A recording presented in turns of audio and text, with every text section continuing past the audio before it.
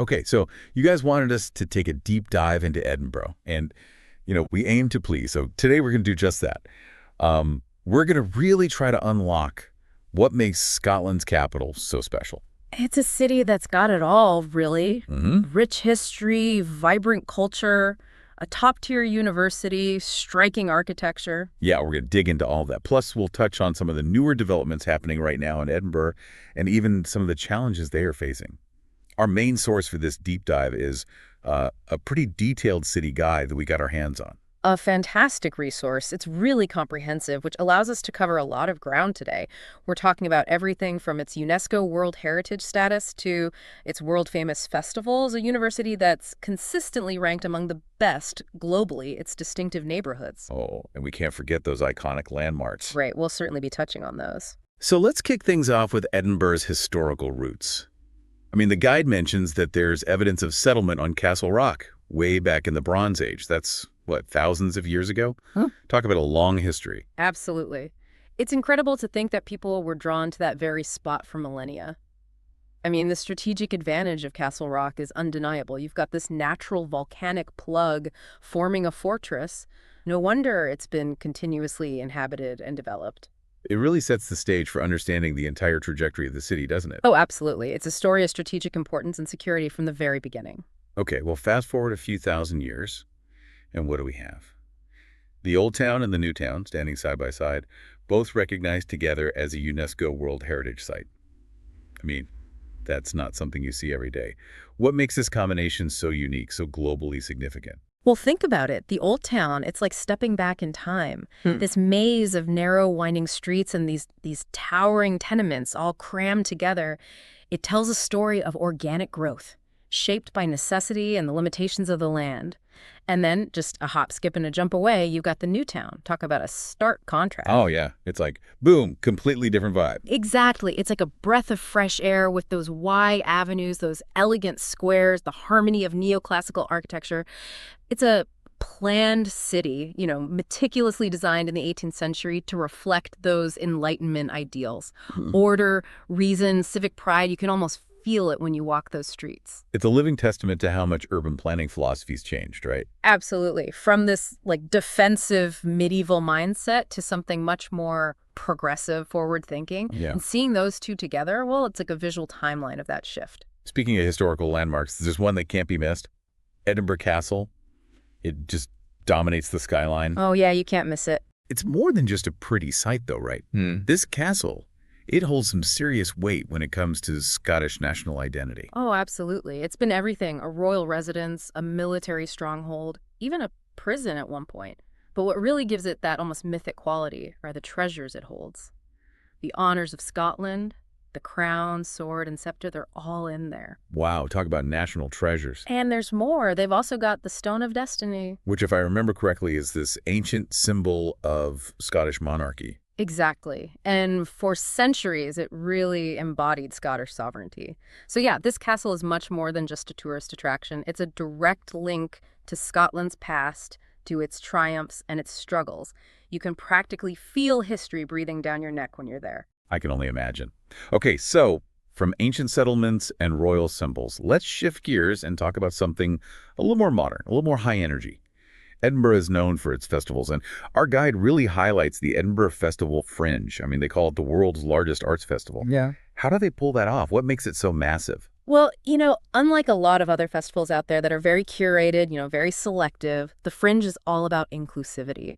Their motto is basically open access. Anyone with a show can perform. Wow, that's pretty amazing. It really is. And you get this incredible explosion of creative energy, thousands of performances all over the city in August. Every genre imaginable. Theater, comedy, music, dance, spoken word. You name it, they've got it. It's a huge platform for new talent and for established artists to really push the boundaries. And people flock to Edinburgh from all corners of the world to be part of it. Yeah, the energy must be just electrifying. It's really something to experience. So you've got this incredible open access festival happening, but then alongside it, you've also got the Edinburgh International Festival. Our guide points out that this one focuses more on curated performances, those big international names. So how do these two festivals work together? Do they clash, or do they actually complement each other? They complement each other beautifully. Think of it this way. The Fringe is all about that raw, spontaneous energy, while the International Festival brings a sense of, well, polish. They handpick the top performers in opera, classical music, theater, and dance. It's a showcase of artistic excellence, often groundbreaking productions, prestigious stuff. So together they cover a pretty wide spectrum of artistic tastes then, huh? Exactly. And that's what makes Edinburgh such a cultural powerhouse. You get this incredible one-two punch that draws people in from all over the world. Okay, so we've got the historical backbone and the cultural buzz. Now let's talk about brains. Edinburgh is also a major center for education, and of course the University of Edinburgh really stands out. I mean, founded in 1582, that's pretty old, even for a university. What kind of impact does an institution like that have on a city? A huge impact. I mean, think about it. You have this constant influx of brilliant mind students, researchers coming from all over the globe. They bring a vibrancy and intellectual curiosity that just permeates the city. That's got to have a ripple effect, right? Oh, definitely. And then there's the research and innovation that comes out of the university. They're at the forefront of so many fields, attracting funding, pushing the boundaries of knowledge, and that spills over into the wider community. Plus, you can't ignore the economic impact. Universities are big employers, and they nurture a skilled workforce which benefits the entire city. So it's not just about academics, it's about shaping the city's future as well. Exactly. It's about creating a culture of innovation, of progress. It's fascinating how these institutions can become the heartbeat of a city. Okay, now let's move on to the looks. Edinburgh has this really distinctive architectural landscape, and one of the biggest contrasts, as we've already touched upon, is between the Old Town and the New Town. Can you break that down for us a little more? What are the key architectural differences, and what do they tell us about the city's evolution? Okay, well, picture the Old Town. It grew up within its protective walls very organically. So you get this jumble of narrow streets or closes, and then these tall, multi-story buildings stacked right on top of each other. I've seen pictures. It's pretty wild. It is, and it's like every stone whispers a story of the past. And you step into the New Town, and it's like a different world. Wide, straight streets, all laid out in a grid, these elegant squares, and the buildings, well, they're all about symmetry and balance, built from this gorgeous golden sandstone. Yeah, that sandstone really gives it a unique look. It does, and it's also deliberate. The New Town is the embodiment of Enlightenment thinking, that emphasis on order and reason and aesthetic harmony. Like they were intentionally trying to create something completely different from the Old Town, right? Exactly. They wanted to showcase a new era, a move away from the, let's say, charming chaos of the medieval city. Two different chapters in Edinburgh's architectural story, both equally fascinating. Now, our guide also highlights a specific neighborhood, Stockbridge. They describe it as picturesque, with cobblestone streets, Georgian architecture, and lots of green space. It's even been recognized as one of the best places to live in 2025.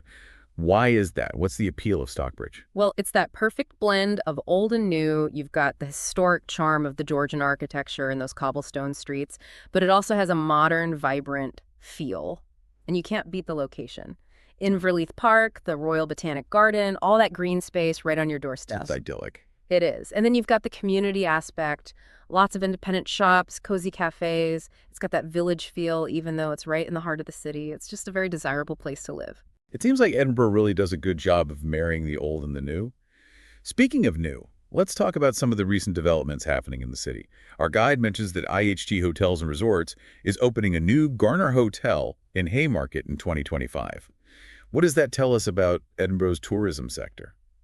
Well, it shows continued confidence in Edinburgh as a top destination. And the Garner brand, it's all about a fresh take on that mid-scale hotel experience. They're aiming for quality and value. It's a smart move because it opens up Edinburgh to an even wider range of travelers. So it's about keeping the tourism economy thriving, attracting more visitors. Exactly. And on the topic of events, it looks like Edinburgh Zoo's Giant Lanterns event is making a comeback this winter after a 6-year hiatus. I remember seeing pictures of this event. It was really spectacular. Those giant lanterns, they were pretty magical. Oh, they were. And, events like that are great for attracting visitors during the off-season, families, tourists, anyone who wants something unique and engaging to do in the winter. It makes sense to bring it back, especially since it was such a hit before. It's a good way to keep the city lively all year round. Our guide also mentions a cool community project spearheaded by celebrity chef Tony Singh. He's got plans for a new cafe and some stylish apartments in West Tollcross. I mean, how do projects like this impact the city? Well, they're all about breathing new life into specific areas, especially when you have someone like Tony Singh, who's a local, who's invested in the community. It can really transform a neighborhood, bring in more foot traffic, create jobs, and boost the overall appeal of the area. It strengthens the social fabric, the sense of community. It's using those local voices to create positive change. Exactly. And that's what makes a city truly dynamic. Okay, so we've covered a lot of positive aspects, but our guide also mentioned some more serious side to the city, some challenges it's facing. It talks about safety and community considerations and specifically mentioned some recent reports of an ongoing gang feud. Yeah, that's a very real issue. I mean, even in cities known for safety, you can still have problems arise. And the reports this feud with property damage, violence, it's obviously very concerning for everyone. And it's important to acknowledge these things. It's part of the bigger picture. Absolutely. No city is perfect, but the good news is our guide mentions that Police Scotland is conducting a major investigation into this whole thing. They're working hard to ensure the safety of everyone, residents and visitors alike. It just goes to show that maintaining safety is an ongoing process. Yeah, it's a team effort.